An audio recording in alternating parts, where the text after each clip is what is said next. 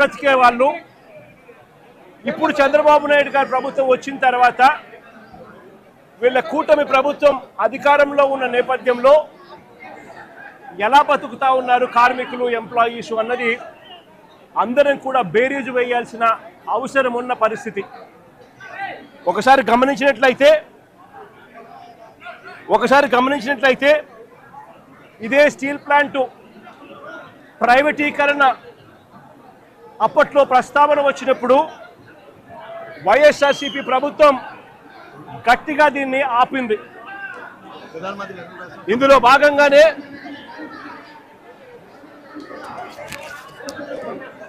భాగంగానే అప్పట్లో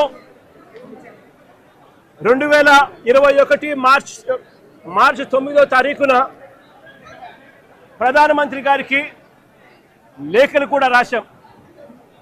ఎట్టి పరిస్థితిలోనూ స్టీల్ ప్లాంట్ ప్రైవేటైజేషన్ జరగకూడదు, ఈ ప్లాంట్ను నిలబెట్టగలిగే పరిస్థితికి వివరిస్తూ ఏ రకంగా చేస్తే ఈ ప్లాంటు నిలబడగలుగుతుంది అని చెప్పి సలహాలు ఇస్తూ ప్రధానమంత్రి గారికి లేఖ కూడా రాశాం.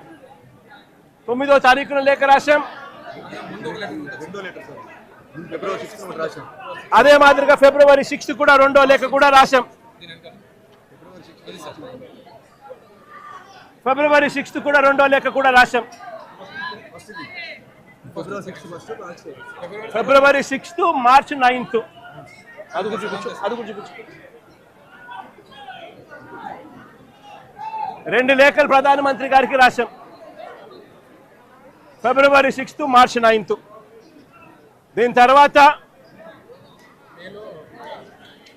మేలో 2021 మేలో ఏకంగా అసెంబ్లీలో తీర్మానం చేశాం. ఇది అసెంబ్లీలో తీర్మానం చేసిన మినిట్స్. ఎట్టి పరిస్థితుల్లోనూ స్టీల్ ప్లాంట్ను ప్రైవేటైజ్ చేయడం అన్నది అన్యాయము, చేయొద్దండి అని చెబుతూ ఏ రకంగా ఈ ప్లాంట్ను గొప్పగా నిలబెట్టగలుగుతాము, ఏ రకమైన మార్పులు చేర్పులు చేయగలిగితే ఈ ప్లాంటు బ్రహ్మాండంగా నడిచే పరిస్థితి ఉంటుంది అని చెప్పి కూడా వివరిస్తూ సలహాలు కూడా ఇచ్చాం. ఈ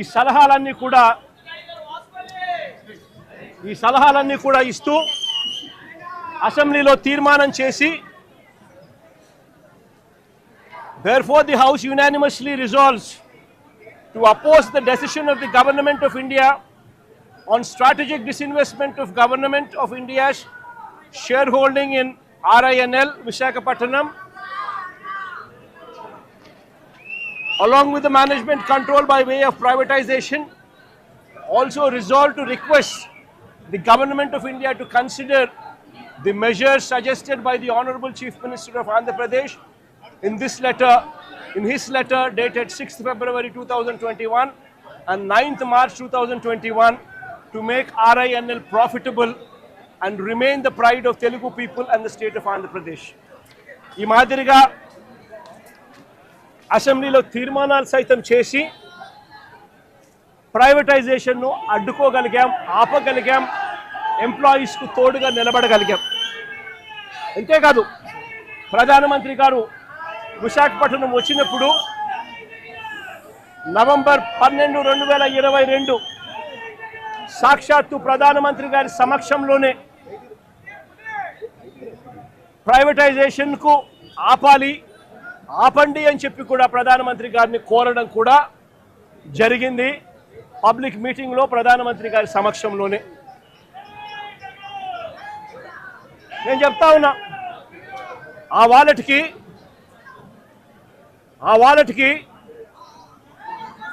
వైఎస్ఆర్ కాంగ్రెస్ పార్టీ అంత గట్టిగా ఎంప్లాయీస్కు తోడుగా ఉన్నది కాబట్టి, అంత గట్టిగా నిలబడింది కాబట్టి ఆ రోజు 28,000 మంది ఉద్యోగస్తులు పనిచేస్తూ ఉన్నారు వైఎస్ఆర్ కాంగ్రెస్ పార్టీ ప్రభుత్వం దిగిపోయే నాటికి. నేను అడుగుతా ఉన్నా, ఈరోజు పరిస్థితి ఏమిటి అనంటే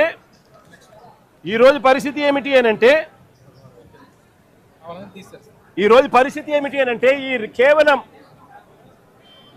ఈ 2 సంవత్సరాల కాలంలోనే ఏకంగా 28,000 మంది పనిచేస్తూ ఉన్న ఈ సంస్థలో కాంట్రాక్ట్ అయితేనేమి, పర్మనెంట్ ఎంప్లాయీస్ అయితేనేమి, రెగ్యులర్ ఎంప్లాయీస్ అయితేనేమి 28,000 పనిచేస్తూ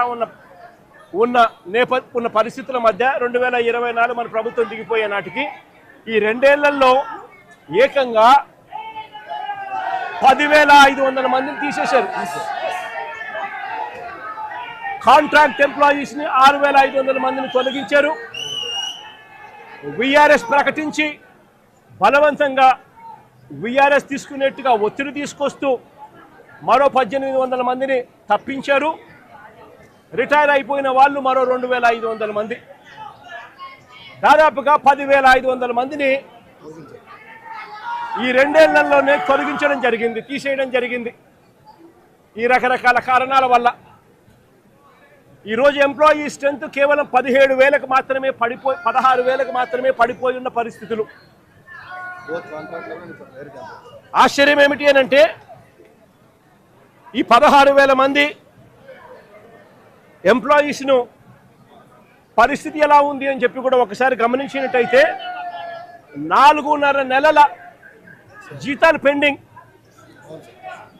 4.5 నెలల జీతాలు పెండింగ్. మరో వంక ఎప్పుడూ చూడని విధంగా, దేశంలో ఎక్కడ జరగని విధంగా మొట్టమొదటిసారిగా ఉద్యోగస్తుల జీతాలు ప్రొడక్షన్ లింక్డ్ ప్రొడక్షన్ లింక్డ్ జీతాలకు ముడిపెట్టారు. అంటే ప్రొడక్షన్ ఈ మేరకు వస్తేనే మీకు ఈ మేరకు జీతాలు వస్తాయి, ప్రొడక్షన్ ఈ మేరకు రాకపోతే మీకు జీతాలు ఈ మేరకు రావు అని చెప్పి మొట్టమొదటిసారిగా జీతాలు ప్రొడక్షన్ లింక్డ్ జీతాలు ఇవ్వడం కూడా ఈ 2 ఏళ్లలోనే మొదలైంది.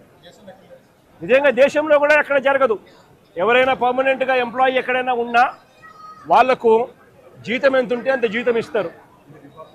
ఇక్కడ మాత్రమే ప్రొడక్షన్ ఇంత ఉంటేనే జీతం మీకు ఇంత వస్తుంది అని చెప్పి చెప్తా ఉన్న పరిస్థితులు ఇక్కడ మాత్రమే చూస్తూ ఉన్నాం. మొట్టమొదటిసారిగా ఈ 2 ఏళ్లలోనే, అంతకు ముందు వరకు వైఎస్ఆర్సీపీ ప్రభుత్వం ఉన్నంత వరకు ఎంప్లాయీస్కి క్వార్టర్స్లో కరెంటు బిల్లు 50 పైసలు మాత్రమే వసూలు చేస్తూ ఉన్న పరిస్థితి.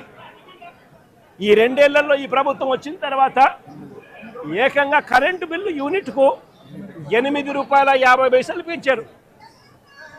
అంటే ఎంప్లాయీస్ క్వార్టర్స్ ఖాళీ చేసి వెళ్ళిపోమని చెప్పి ఎంప్లాయీస్ మీద ఒత్తిడి తీసుకొచ్చి ఇంకొక కార్యక్రమానికి శ్రీకారం చుట్టారు.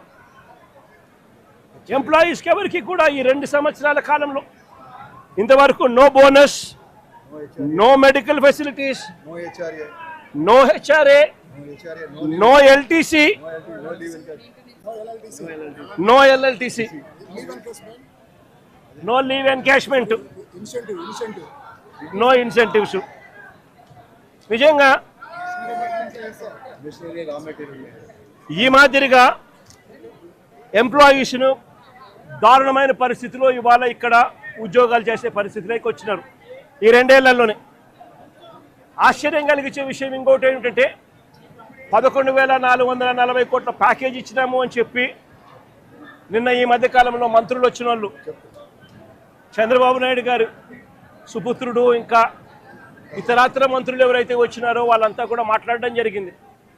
ఈ 11,440 కోట్ల ప్యాకేజ్ ఏదైతే ఉందో ఈ ప్యాకేజు ఈ కంపెనీలో, ఈ స్టీల్ ఫ్యాక్టరీలో మెయింటెనెన్స్ కోసమో లేకపోతే సేఫ్టీ పారామీటర్స్ పెంచడం కోసమో, ఎఫిషియన్సీ ఇంప్రూవ్మెంట్ కోసమో తీసుకొచ్చింది కాదు. ఈ 11,440 కోట్ల ప్యాకేజ్ ఇచ్చింది ఎందుకు అని అంటే విఆర్ఎస్ పంపించడం కోసం, జిఎస్టీ బకాయిలు కట్టించుకునే దానికోసం, బ్యాంకు లోన్లు కాస్తో కూస్తో తగ్గించుకునే దానికోసం, దీనికోసం ఖర్చు చేసేందుకు ఈ ప్యాకేజ్ ఇచ్చారే తప్ప దీంట్లో సేఫ్టీ పారామీటర్స్ని పెంచేందుకు కానీ, మెయింటెనెన్స్ కోసం కానీ, ఎంప్లాయీస్ బాగోగుల కోసం కానీ వీటి కోసం కాదు ఇచ్చింది ఈ ప్యాకేజ్. ఇంకా ఆశ్చర్యకరమైన విషయం ఏమిటి అని అంటే ఇప్పుడు జరిగిన ఈ ఇన్సిడెంట్ నిజంగా అన్నిటికన్నా బాధ కలిగిస్తుంది. ఎందుకనంటే ఒక ఘటన జరిగింది. ఆ ఘటన ఎందుకు జరిగింది అని చెప్పి చూస్తే ఈ ఘటన ఎంప్లాయీస్కి సంబంధించి ఎటువంటి దోషము లేదు. ఎంప్లాయీస్ చేసిన తప్పిదం ఎక్కడా లేదు.